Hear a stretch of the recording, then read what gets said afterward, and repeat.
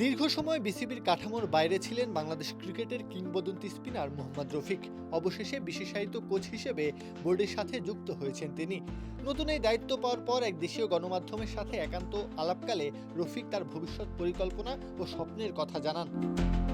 দীর্ঘদিনের ইচ্ছা পূরণ হওয়ার উচ্ছ্বাস প্রকাশ করেন রফিক। তবে নিজের ব্যক্তিগত স্বপ্নের চেয়ে দেশের মানুষের স্বপ্ন পূরণকেই বড় করে দেখছেন তিনি বলেন, মানুষের জীবনে অনেক স্বপ্ন থাকে, সবার তো সব স্বপ্ন পূরণ হয় না। আমি যে কাজটা এতদিন ধরে করতে চেয়েছিলাম সেটা করার সুযোগ পাচ্ছি, এটা দারুণ অনুভূতির ব্যাপার। কোচিং দর্শনে রফিক পারস্পরিক শ্রদ্ধাবোধকে প্রাধান্য দিচ্ছেন। তিনি মনে করেন শেখার কোনো শেষ নেই। তরুণ ক্রিকেটারদের উদ্দেশ্যে তিনি জানান, শিক্ষার্থীরা যদি মনে করে তারা গুরুর কাছ থেকে শিখছে তবেই ফল পাওয়া সম্ভব।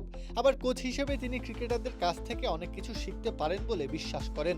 এই দুয়ের সমন্বয়েই ভালো কিছু অর্জন সম্ভব।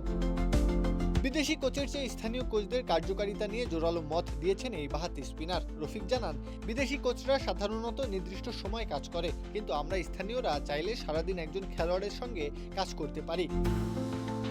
বিসিবির সঙ্গে 1 বছরের চুক্তিতে থাকা রফিক নিজের কাজের মাধ্যমেই পার্থক্য গড়ে দিতে চান। তিনি মনে করেন, স্থানীয় কোচরা ভালো করলে বিসিবির আস্থা বাড়বে।